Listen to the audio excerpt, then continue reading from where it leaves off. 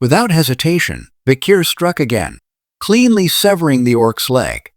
The creature crumpled to the ground, howling in agony. Meanwhile, Vikir remained cool-headed, assessing the situation. He deduced that the orc's shock at its own bleeding, coupled with the absence of its usual high-speed regeneration ability, left it vulnerable. Vikir knew that even a C-class monster like the orc couldn't withstand the hemorrhaging inflicted by a B-class hellhound. The audience watched in disbelief at the extraordinary feat performed by the young Vikir. Some questioned if such strength was possible without harnessing mana. Vikir glanced at Hugo, whose calm demeanor betrayed nothing. Sensing Hugo's interest, Vikir continued to demonstrate his prowess.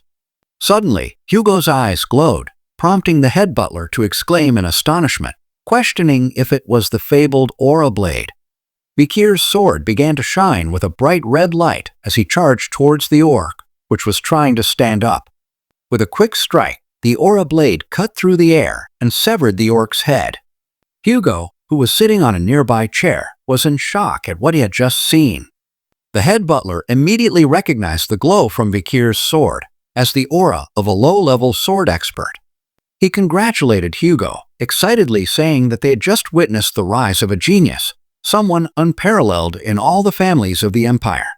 However, Hugo's focus shifted to the orc's blood, which continued to flow despite the orc's reputation for fast healing. He told the head butler that Vikir had only won because the orc was weak. Just then, Vikir's voice caught Hugo's attention, and he turned to look at his son. With an innocent smile, Vikir asked, "Is there anything stronger than this orc?" The audience, filled with young hounds, was taken aback when Vikir asked for a new and stronger opponent. Vikir had his own reasons for wanting a tougher challenge. He aimed to impress his father, Hugo, and show his progress in front of everyone. He thought that by doing this, he might earn recognition and possibly be sent to a remote area or admitted to an academy, away from his father. Hugo, watching from the sidelines, remarked that the orcs he had brought from afar were not enough to satisfy his son's ambition. Agreeing with Vikir, he suggested that at his age, Vikir should indeed face more difficult opponents. He then turned to his head butler and asked if they had a creature captured during a barbarian raid for experimentation. The head butler confirmed that there was one creature left, and Hugo ordered it to be brought in. Vikir and the audience were shocked as they saw a troll being led into the arena. The troll was twice Vikir's size, a fearsome opponent. Vikir asked for his father's approval to begin the fight. When Hugo gave his approval, the troll's chains were released, and it lunged at Vikir with a powerful punch. But Vikir was quick and agile, effortlessly dodging the troll's attack. He swiftly moved behind the troll, exploiting its momentary confusion. In the audience, someone exclaimed that this was the perfect moment to strike and questioned why Vikir missed it. Hugo, however, nodded and explained that trolls had exceptional regenerative powers, so only fatal attacks were worthwhile. That's why a strategic plan was necessary to defeat a troll. As the troll charged towards Vikir again, he gracefully dodged each of its attacks with ease. The audience watched in amazement as Vikir evaded the troll's blows effortlessly. They couldn't help but wonder why Vikir wasn't fighting back. Some speculated that he was trying to tire the troll out, while others believed he was a genius with a hidden plan. After a while, Vikir realized that the fight was becoming tedious and decided to take action. He knew that if he used his full strength, he could easily kill the troll, but that would raise suspicion. He needed to make his victory seem plausible, so he decided to use the troll's power against it. As the troll attacked again, Vikir seized the opportunity and swiftly struck its arm, nearly severing it from the shoulder.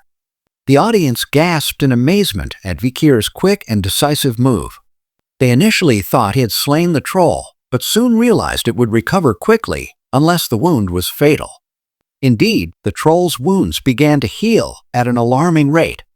Vikir understood that the only way to kill the troll was with Beelzebub's hemorrhage skill. However, he also knew that using such a technique would be meaningless. Hugo advised Vikir to stop before things got out of hand, but Vikir ignored him, replying that he was almost done.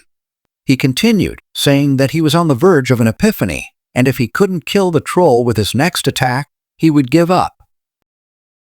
As the troll growled menacingly at Vikir, he pondered how much of his true power he should reveal. He had already decided that he wanted to show a scenario where he had leveled up through an epiphany during the fight.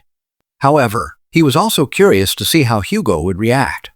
His sword glowed red as he prepared for a powerful attack. When his sword struck the troll's head, it was cleanly sliced off without any resistance. Everyone, including the head butler and the audience, was stunned by what they had just witnessed. It was unheard of for an 8-year-old to achieve the second technique of the Baskerville clan, a feat typically reached at 18. Vikir was overjoyed by his victory, an innocent smile spreading across his face as he declared his success. However, Hugo was left in shock, unable to believe what he had just seen. A week after Vikir's impressive display of power against the troll, he found himself sitting in the Baskerville clan's dining area, staring down at a bowl of unappetizing miscellaneous meat porridge. While eating, Vikir noticed that everyone was avoiding him, which didn't surprise him since power was everything in their family. He was pleased to see that even Hugo was taken aback by his recent display of power. Vikir thought about what he had shared about himself so far, such as his ability to use the Baskerville second technique and his mid-rank sword skills. However, he knew the truth was that he was actually a low-rank graduator who could only weakly perform the Baskerville fifth technique. With the new skill he had gained from the troll, he believed he was now stronger than the average graduator. He also noticed he had been eating a lot more since he acquired the skill for Beelzebub's third slot, which now contained a troll with C+ rated super speed regeneration. Suddenly, the triplets appeared behind Vikir, catching him off guard and making him wary. He thought to himself that he didn't want to deal with them again, so he turned back to his food and continued eating. The triplets quickly explained that they just wanted to tell him how cool he was when he defeated Cerberus and the troll. Vikir was so surprised by their comment that he spat out his porridge. The triplets asked Vikir if he was okay, but he was suspicious of their intentions.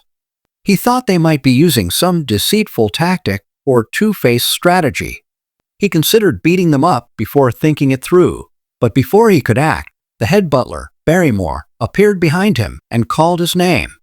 Vikir was surprised to see Barrymore and wondered why he was there. Barrymore informed him that he should hurry to the Patriarch's room, making Vikir wonder why Hugo had summoned him. In the Baskerville clan's Patriarch office, Patriarch Hugo sat in his chair as someone entered and greeted him.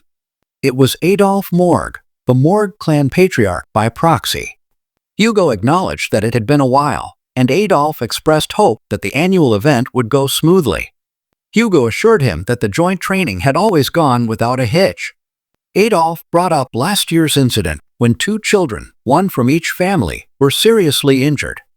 Hugo tried to downplay it, saying it was just a scratch, and that the Morgue children seemed overly dramatic.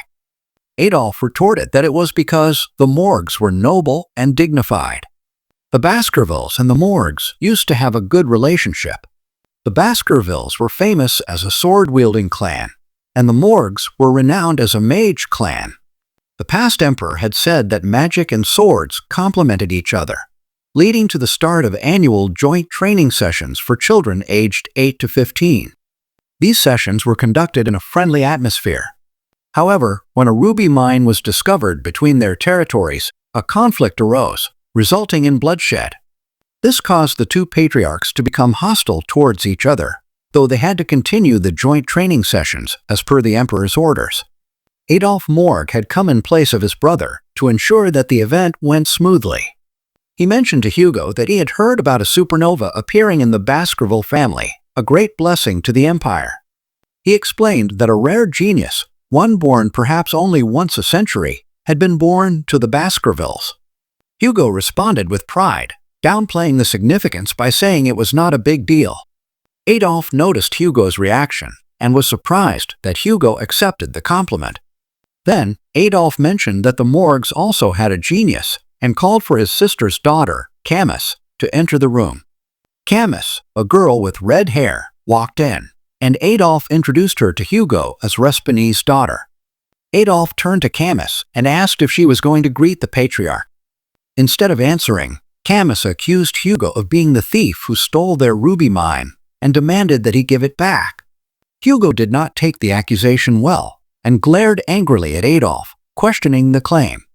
Camus then explained that Adolphe had referred to the annoying chin beard as the thief who stole the ruby mine. Adolphe denied ever saying this, but Camus insisted he had made the comment an hour and 42 minutes ago, right before they got off the carriage. Hugo, trying to control his anger, asked for clarification, but Adolphe attempted to calm the situation by suggesting it was a misunderstanding. Hugo responded that there was no need for Adolphe to explain the Morgue clan's issues with children's education to him. Camus continued to demand the return of her rubies, complaining she couldn't do her research without them. Adolphe tried to calm her by calling her name, but she didn't listen. Hugo, losing his patience, angrily commented that it seemed the morgues didn't teach manners at all. Adolphe defended Camus, questioning what Hugo planned to do to a child and if he was threatening an 8-year-old girl. This left Hugo speechless, as he couldn't act in a way that would hurt his pride. Suddenly, a new voice entered the room, remarking that the morgues don't teach their children not to envy what belongs to others. The voice belonged to Vikir, and the head butler informed Hugo that he had brought the young master. Adolphe was surprised by Vikir's sudden appearance and wondered if he was the Baskerville's supernova. His thoughts were interrupted when he noticed that Camus, who had been sitting next to him, had disappeared. Camus had approached Vikir, demanding to know what he had just said. Adolphe called her name, trying to prevent a scene. Meanwhile, Vikir was analyzing Camus, wondering if she was the Morgue clan's iron-blooded empress, Camus Morgue. He recalled her reputation as a genius among the Morgues, who had trained many great mages. At her peak, she had single-handedly killed all the monsters and barbarians in the La Roche-et-Lenoir mountain, burning them to death on spears and creating the famous border of blood and ashes. Her beauty was captivating, and she could manipulate even the imperial family, earning her the title of the Fire Goddess of Authority. Vikir noted that all this was in the distant future, as she was just a child now. Camus interrupted Vikir's thoughts, aggressively questioning why the ruby mine belonged to him. Vikir remained calm and collected, even calling her out for throwing a tantrum. Camus then began to cast a spell, but instead of attacking, she created an ice sculpture to illustrate her point. Vikir was surprised by her use of a spell to create an ice sculpture instead of attacking, as he had been expecting a fight to break out. As Camus gestured towards her creation and began to explain, she pointed to a nearby cave, outlining the situation regarding the ruby mine. She explained that the mine, known as the Joint Security Area, sat on the border between Morgue and Baskerville territories. While the mine's entrance lay within Morgue territory, the actual vein of ruby mineral extended beneath Baskerville land, preventing them from claiming exclusive rights to it. Camus stressed that the ruby vein rightfully belonged to the Morgue clan, yet the Baskervilles accused them of trespassing and disrupting their mining operations. Despite the Morgues offering to pay rent for the land, the Baskervilles rejected the proposal. Adolphe appeared satisfied with Camus's explanation, but Hugo grew increasingly frustrated with the situation. Vikir then chimed in, mentioning that rubies were commonly used as magical ingredients and that the Baskervilles didn't necessarily need to mine them.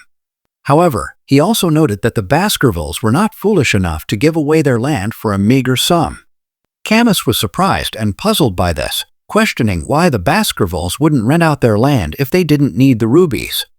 Vikir clarified that the Baskervilles were solely concerned with retaining control over their territory and did not want others profiting from it. He cautioned Camus against entering their territory, as they would be the ones to suffer in the end. Unsatisfied with Vikir's explanation, Camus decided to take matters into her own hands. She asserted ownership of the ruby mineral vein, placing her arm over the sculpture in Baskerville territory and asking whose arm it was. Vikir intercepted her arm with a smile, stating that it belonged to him, as it was within his land. Camus felt her face flush with embarrassment, feeling flustered by Vikir's words. She couldn't believe what she was hearing and stuttered in response, asking him what he meant and how she could belong to him. Vikir, amused by Camus's reaction, replied with a mischievous grin, "Who said you're mine?" Camus was confused by Vikir's response, and suddenly, Vikir pulled out a knife from behind his back, surprising not only Camus, but also Adolf and the head butler. Vikir's sinister grin sent chills down everyone's spine as he declared, "I'm saying your arm's mine." Camus was taken aback by Vikir's sudden change in demeanor and stammered in a shaky voice, "What?" Nearby, Hugo was sweating profusely, and the room fell silent except for the sound of a hiccup.